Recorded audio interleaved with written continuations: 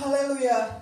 Kita bersyukur kepada Tuhan kalau kita boleh diberikan kesempatan untuk memuji Tuhan, menyembah Tuhan. Mari kita masuk dalam hadirat Tuhan dengan kita katakan, ku menyembah dalam kudus hadirat-Mu.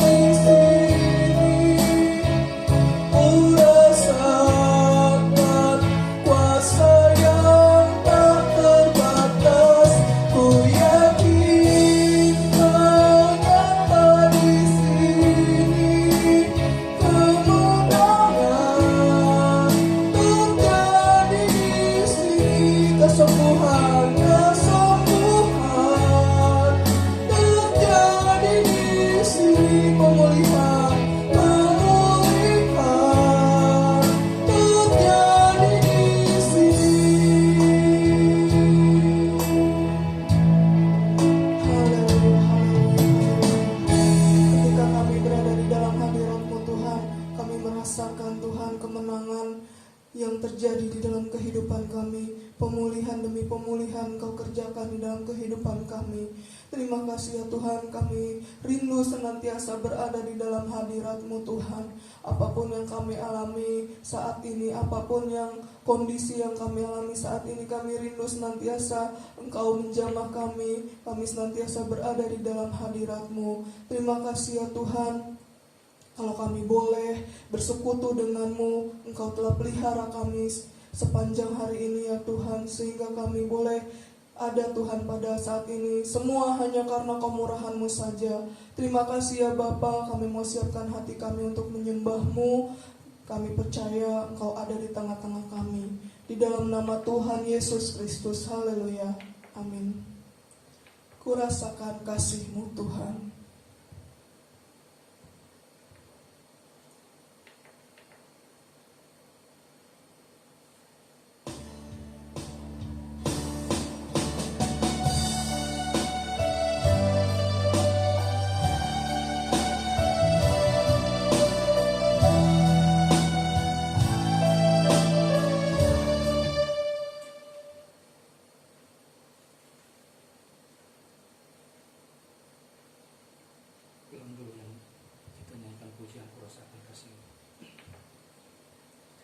Kita naikkan pujian, kurasakan kasih-Mu Tuhan.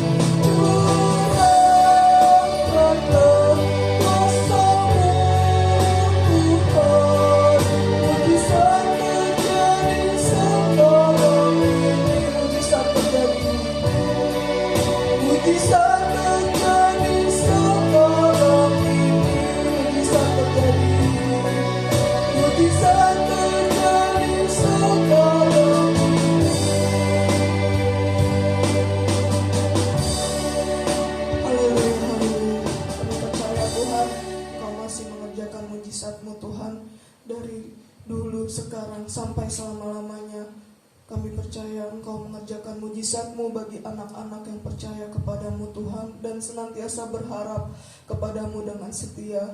Ya Tuhan, pada saat ini kami rindu untuk merenungkan firman-Mu. Biarlah Engkau berbicara kepada kami semua Tuhan. Engkau menguatkan kami, Engkau memberikan jawaban melalui firman-Mu, bahkan Engkau menyembuhkan segala sakit penyakit kami. Urapi hamba-Mu yang sebentar akan membawakan firman-Mu. Urapi kami semua juga yang mendengarkan firman-Mu dengan kuasa Roh Kudus-Mu Tuhan. Terima kasih Tuhan. Terima kasih, di dalam nama Tuhan Yesus Kristus kami sudah berdoa dan mengucap syukur. Haleluya. Amin. Puji Tuhan, haleluya. Salam sejahtera buat kita semua. Kita bertemu lagi. Saat ini kita akan mendengar dan merenungkan firman Allah, dan tentunya firman ini juga menjadi berkat buat kehidupan kita. Firman Tuhan kali ini saya ambil dalam kitab Wahyu pasal yang pertama, ayat yang ketiga. Wahyu pasal 1 ayat yang ketiga, saya bacakan buat kita semua. Ayat yang ketiga, firman Tuhan berkata demikian: Berbahagialah ia yang membacakan dan mereka yang mendengarkan kata-kata nubuat ini, dan yang menuruti apa yang ada tertulis di dalamnya, sebab waktunya sudah dekat. Sekali lagi, berbahagialah ia yang membacakan dan mereka yang mendengarkan kata-kata nubuat ini, dan yang menuruti apa yang tertulis di dalamnya, sebab waktunya sudah dekat. Ayat ini menyampaikan kepada kita supaya dikatakan membaca, mendengar, dan menuruti apa yang Tuhan telah firmankan. Nah, secara khusus memang ayat ini menunjuk kepada apa yang tertulis dalam kitab Wahyu. Namun Alkitab ini adalah secara utuh, satu kesatuan semuanya dari kitab Kejadian sampai dengan Wahyu. Tidak mungkin kita mengetahui apa yang tertulis di dalam Alkitab ini tanpa kita membacanya. Jadi dengan kata lain, supaya kita tahu, harus kita baca. Ataupun kita dengar dari orang lain yang menyampaikan. Namun hal lain yang tidak kalah penting untuk kita lakukan adalah menuruti perintah Allah yang tertulis di dalamnya. Jadi sekali lagi, untuk kita tahu apa yang tertulis dalam Alkitab, kita harus membaca dan mendengar. Tapi jangan berhenti sampai di situ. Kita harus menuruti atau melakukan perintah Allah yang tertulis di dalamnya. Nah, kitab Wahyu ini berisi nubuatan tentang apa yang akan terjadi pada akhir zaman. Salah satunya adalah tentang kedatangan Yesus kembali. Namun sekaligus ini juga mengingatkan kita sebagai orang percaya bahwa kita harus mempersiapkan diri dengan baik untuk menyambut kedatangan Yesus kembali. Nah, nubuatan, salah satu nubuatan yang akan terjadi di akhir zaman adalah tentang kedatangan Yesus kembali. Namun yang penting buat kita harus persiapkan diri dengan baik. Nah, salah satu hal yang harus kita persiapkan, yang kita secara pribadi lepas pribadi kita harus persiapkan adalah seperti yang tertulis dalam kitab Wahyu ini juga dalam pasal yang kedua sampai pasal yang ketiga. Di sana disebutkan bahwa ada surat kepada 7 jemaat, ada surat kepada 7 jemaat, dan 7 jemaat ini menggambarkan keadaan gereja di akhir zaman ini. Nah, apa saja itu yang perlu kita persiapkan sehubungan dengan pelajaran dalam kitab Wahyu pasal 2 sampai pasal yang ketiga ini, khususnya kepada dikatakan surat kepada 7 jemaat. Apa saja yang perlu kita persiapkan? Dikatakan di sana, hendaknya kita didapati keadaannya siap sedia. Siap sedia seperti yang sudah dilakukan oleh jemaat Smyrna dan juga jemaat Philadelphia. Nah, mari kita pelajari kembali mengenai jemaat ini. Hal-hal yang poin-poin penting saya akan bagikan buat kita semua. Persiapan sehubungan dengan persiapan kita menanti kedatangan Yesus kembali. Apa saja mengenai jemaat Smyrna, khususnya saya ambil dalam Wahyu pasal yang kedua ayat yang ke-9. Mengenai jemaat Smyrna di sini ya. Wahyu pasal yang kedua ayat yang ke-9, firman Tuhan berkata demikian: Aku tahu kesusahanmu dan kemiskinanmu, namun engkau kaya, dan fitnah mereka yang menyebut dirinya orang Yahudi Tetapi yang sebenarnya tidak demikian. Sebaliknya, mereka adalah jemaah iblis. Nah, ada satu pernyataan dari Tuhan Yesus melalui firman Tuhan yang disampaikan dalam kitab Wahyu ini, dikatakan mengenai jemaat Smyrna, dikatakan sana keadaan mereka mengalami kesusahan. Ada kesusahan yang dialami. Jadi tidak selalu juga orang-orang percaya, anak-anak Tuhan mengalami selalu senang. Ada juga mengalami kesusahan, saudara-saudara ya. Jadi jangan saudara berpikir ikut Tuhan senang, tidak pernah alami susah. Ada susah, tapi ingat sebagaimana firman Tuhan yang lalu, yang tayangan-tayangan yang lalu yang sudah saya sampaikan, bahwa keadaan susah itu pun Tuhan buat bisa menjadi indah dan elok dan menjadi sesuatu yang menyenangkan.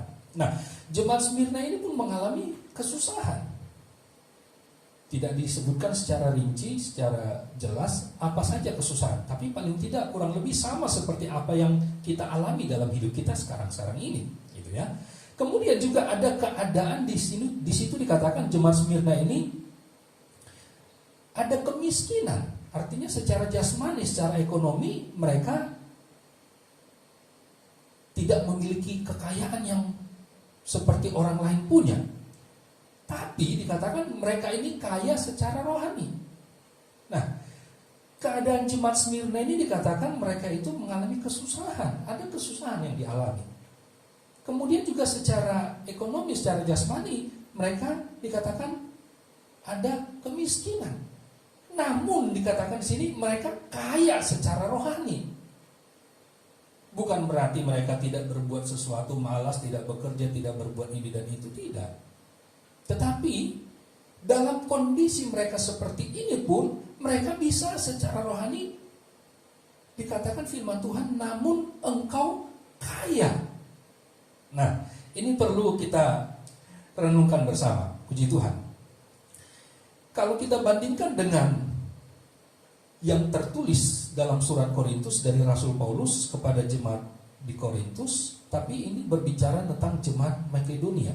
Saya bacakan saja, kita perhatikan beberapa ayat dalam surat 2 Korintus pasal yang ke-8, ayat yang pertama sampai ayat yang ke-7. 2 Korintus pasal 8 ayat 1 sampai 7. Firman Tuhan berkata demikian. Saudara-saudara, kami hendak memberitahukan kepada kamu tentang kasih karunia yang dianugerahkan kepada jemaat-jemaat di Makedonia. Selagi dicobai dengan berat dalam pelbagai penderitaan, sukacita mereka meluap. Dan meskipun mereka sangat miskin, namun mereka kaya dalam kemurahan. Mereka telah memberikan menurut kemampuan mereka, bahkan melampaui kemampuan mereka.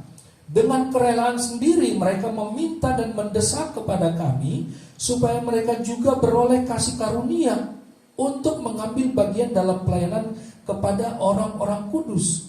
Mereka memberikan lebih banyak daripada yang kami harapkan. Mereka memberikan diri mereka pertama-tama kepada Allah, kemudian oleh karena kehendak Allah juga kepada kami. Sebab itu kami mendesak kepada Titus supaya ia mengunjungi kamu dan menyelesaikan pelayanan kasih itu sebagaimana ia telah memulainya.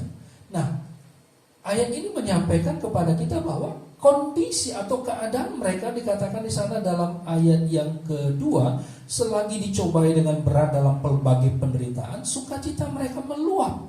Dan meskipun mereka sangat miskin, namun mereka kaya dalam kemurahan. Jadi, kalaupun keadaan secara jasmani mereka dikatakan sangat miskin, namun mereka kaya dalam kemurahan. Mereka bisa berbuat sesuatu untuk Tuhan dan untuk umatnya.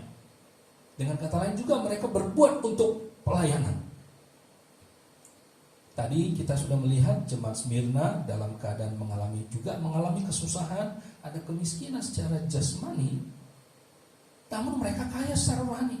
Nah, kalau mereka kaya secara rohani, keadaan-keadaan yang kekurangan, miskin tidak mengurangi sesuatu, berbuat sesuatu untuk Tuhan, bahkan berbuat sesuatu untuk umat Tuhan.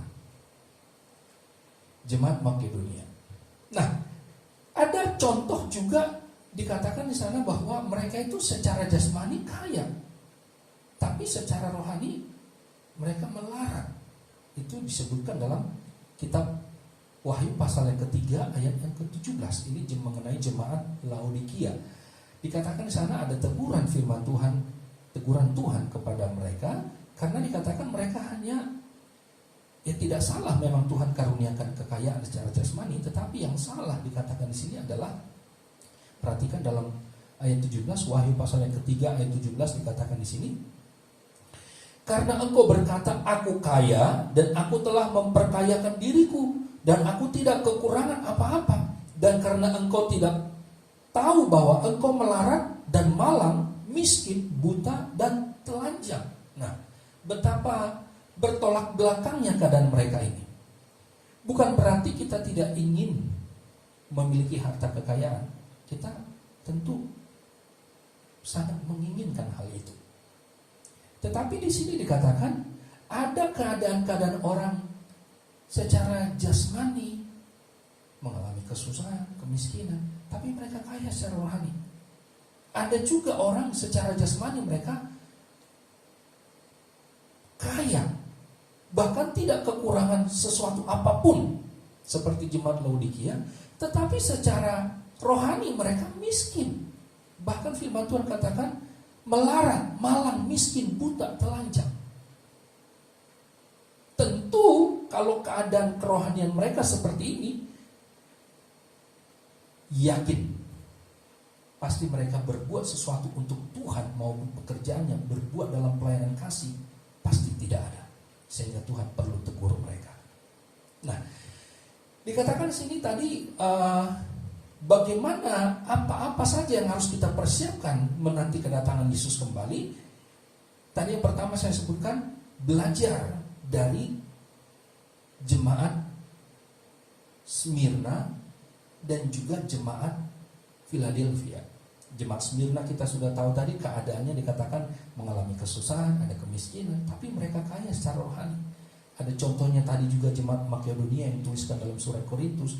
Mereka secara jasmani dikatakan sangat miskin, tapi mereka berlimpah dalam kemurahan, kaya secara dalam kemurahan. Mereka berbuat sesuatu bagi pelayanan kasih. Nah, ada juga orang yang diberkati secara jasmani, tetapi secara rohani mereka melarat. Dan bisa dijamin orang-orang seperti ini juga pasti dalam pelayanan kasih tidak ada berbuat sesuatu. Nah, karena itu perlu kita belajar dalam mengenai jemaat Smyrna ini. Kemudian juga ada hal yang lain mengenai jemaat Philadelphia. Dikatakan dalam Wahyu pasal yang ketiga ayat 8 dan ayat 10. Saya bacakan saja ayat yang ke-8, Wahyu pasal 3 ayat 8 dan ayat 10. Aku tahu segala pekerjaanmu, lihatlah, aku telah membuka pintu bagimu yang tidak dapat ditutup oleh seorang pun. Aku tahu bahwa kekuatanmu tidak seberapa, namun engkau menuruti firmanku, dan engkau tidak menyangkal namaku. Ayat 10. Karena engkau menuruti firmanku untuk tekun menantikan aku, maka aku pun akan melindungi engkau dari hari pencobaan yang akan datang atas seluruh dunia untuk mencobai mereka yang diam di bumi. Nah, mengenai jemaat Philadelphia ini kita belajar salah satunya dikatakan sini adalah ayat 8, kekuatanmu tidak seberapa. Bisa saja kita kembangkan ini pengertiannya, kekuatan secara jasmani mereka tidak seberapa gitu ya. Tapi dikatakan mereka menuruti firman Allah. Mereka tidak menyangkal nama Yesus. Itu dalam ayat yang ke-8.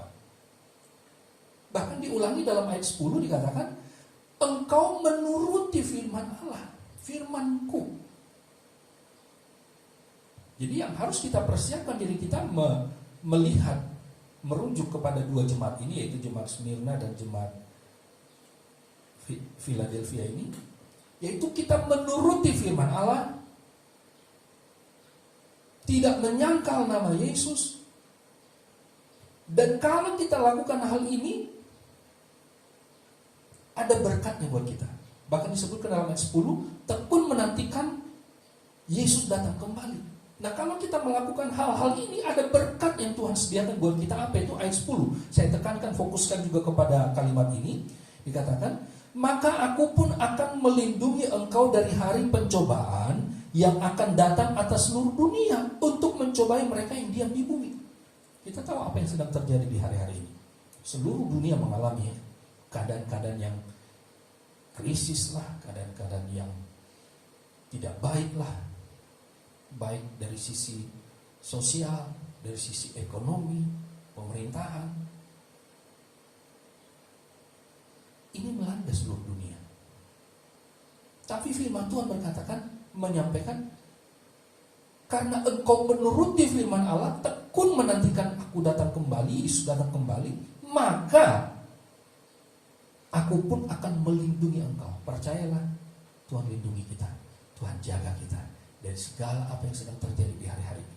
Bukan berarti kita istilahnya, wah Tuhan jaga saya, Tuhan pelihara saya tidak perlu takut, saya nggak perlu jaga protokol kesehatan, saya tidak perlu lakukan kebersihan ini. Tidak, tetap kita lakukan, dan tetapi percaya ada perlindungan Tuhan buat kita, dan percaya juga pemeliharaan Tuhan itu ada dalam kehidupan kita.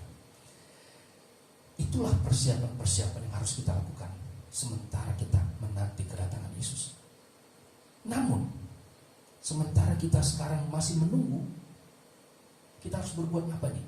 Itu tadi persiapan kita. Sekarang kita berbuat apa nih?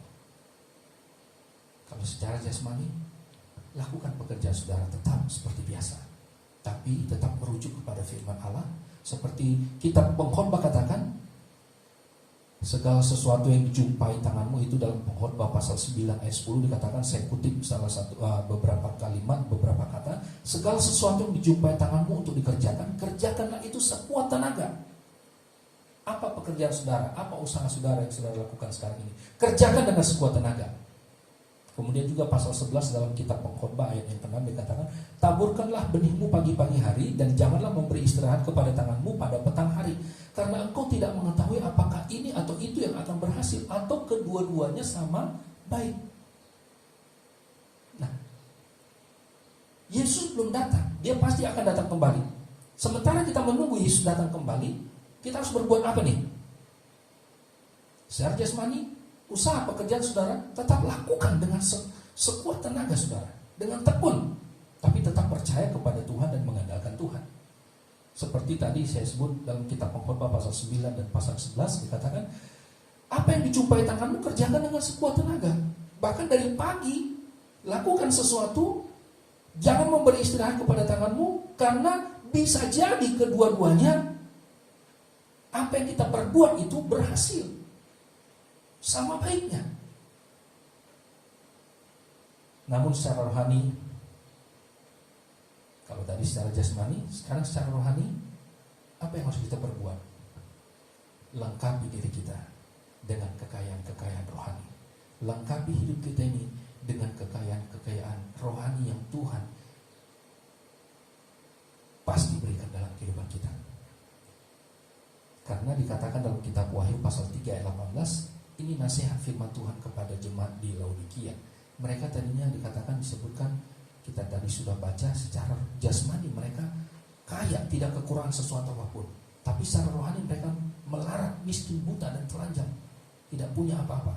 Karena itu dia nasihatkan supaya apa?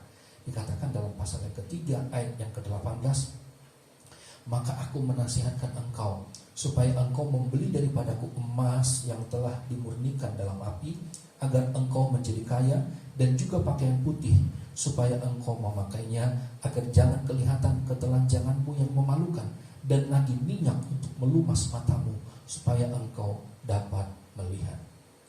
Kalau tadi secara jasmani, apa pekerjaan kita, apa usaha kita, apa yang sedang kita lakukan, kerjakan dengan tekun, sekuat tenaga, tetapi percaya dan mengandalkan Tuhan juga. Dan tetapi secara rohani, miliki kekayaan rohani, miliki kekayaan rohani yang Tuhan sudah sediakan. Apa itu? Belilah, dikatakan sini Wahyu pasal yang ketiga ayat yang ke-18, secara rohani emas bicara tentang iman yang teguh, kuat, sehat. Miliki iman yang kuat, teguh, dan sehat. Iman saudara jangan dipengaruhi oleh harta, kekayaan, dan segala hal-hal jasmani. Percaya kepada Yesus bukan ditentukan oleh hal-hal duniawi, tapi milikilah percaya yang sungguh. Sekali Yesus, tetap Yesus, percaya kepada Dia. Kemudian pakaian putih, lakukanlah, perbuatlah perbuatan-perbuatan yang benar, yang sesuai dengan firman Allah. Kemudian kekayaan rohani yang ketiga adalah Miliki dikatakan dan lagi minyak untuk melumas matamu. Artinya apa? Penuhlah dengan Roh Kudus. Terimalah Roh Kudus. Penuhlah dengan kuasa Roh Kudus. Maka dia juga akan memimpin kita. Membimbing kita untuk berjalan seturut dengan kehendak Tuhan. Dan nanti pada akhirnya ketika Yesus datang kembali, kita akan bersama-sama dengan dia dalam kekekalan dalam sorga. Jadi pada saat ini firman Tuhan mengingatkan kita kembali. Apa yang sudah kita dengar, apa yang sudah kita baca, lakukanlah. Lengkapi diri kita dengan perlengkapan-perlengkapan rohani. Sementara kita menanti kedatangan Yesus kembali, miliki kekayaan-kekayaan yang Tuhan sudah sediakan. Tuhan sanggup memberikan kekayaan secara jasmani. Tuhan juga memberikan kekayaan secara rohani. Tapi adakah kerinduan buat kita untuk melakukannya seperti yang Tuhan kehendaki? Ketika Tuhan percayakan harta secara jasmani, adakah kita itu pergunakan juga untuk Tuhan? Tetapi biarlah firman Tuhan ini mengingatkan kepada kita supaya apa? Miliki perlengkapan yang Tuhan sudah sediakan. Kekayaan rohani untuk menanti kedatangan Yesus kembali. Saudara yang mendengar, mari kita lakukan bersama-sama. Sampai dia akan datang kembali, maka kita akan menerima mahkota kehidupan. Ada keselamatan, ada kehidupan kekal yang Tuhan sediakan dalam kehidupan kita. Puji Tuhan, kiranya firman Tuhan ini memberkati kita semua. Haleluya. Mari kita satu dalam doa. Bapa dalam sorga, dalam nama Tuhan Yesus Kristus, kami bersyukur buat firman Allah yang sudah kami dengar, dan biarlah itu tertanam dalam hati kami, Tuhan. Roh Kudus, mampukanlah kami, pimpinlah kami terus untuk kami berjalan dalam kebenaran-Mu. Kalaupun Tuhan berikan hal-hal duniawi ini, hal-hal jasmani untuk kami nikmati selama kami masih dalam dunia ini, tetapi itu tidak mengalihkan pandangan kami dari Engkau, karena Engkau adalah sumbernya. Tetapi sementara kami masih ada dalam dunia ini, kami menantikan Engkau datang kembali. Kiranya Engkau memperlengkapi, dan ada kerinduan dari hati kami juga untuk memperlengkapi diri kami, menerima kekayaan secara rohani yang Engkau telah sediakan. Iman kami teguh di dalam Tuhan. Kami berbuat kebenaran sesuai dengan firman-Mu, dan kami dipimpin dan dipimpin oleh Roh Kudus, sehingga kami tetap kuat sampai pada akhirnya, sampai Engkau datang kembali. Terima kasih Tuhan buat firman-Mu, dan kami berdoa juga buat saudara-saudara, buat setiap orang yang mendengar firman Tuhan ini, kiranya semua diberkati, ditolong oleh Tuhan, dan kami sama-sama mau makin hari makin maju sampai Engkau datang kembali. Terima kasih Tuhan. Terpujilah nama mereka yang dalam masalah persoalan. Kami percaya juga Engkau menolong dan memberikan jalan keluar, kemenangan terjadi dalam kehidupan mereka. Terpujilah nama Tuhan, dan kiranya berkat daripada Allah Bapa, cinta kasih daripada Yesus anak yang tunggal, dan penyertaan penghiburan kekuatan Allah Roh Kudus menyertai dan memberkati kita semua saat ini, besok, bahkan sampai Maranatha Tuhan Yesus datang kembali. Kita terima berkat ini bersama-sama dengan penuh syukur di dalam nama Tuhan Yesus Kristus. Haleluya, haleluya. Amin. Puji Tuhan, Tuhan Yesus memberkati.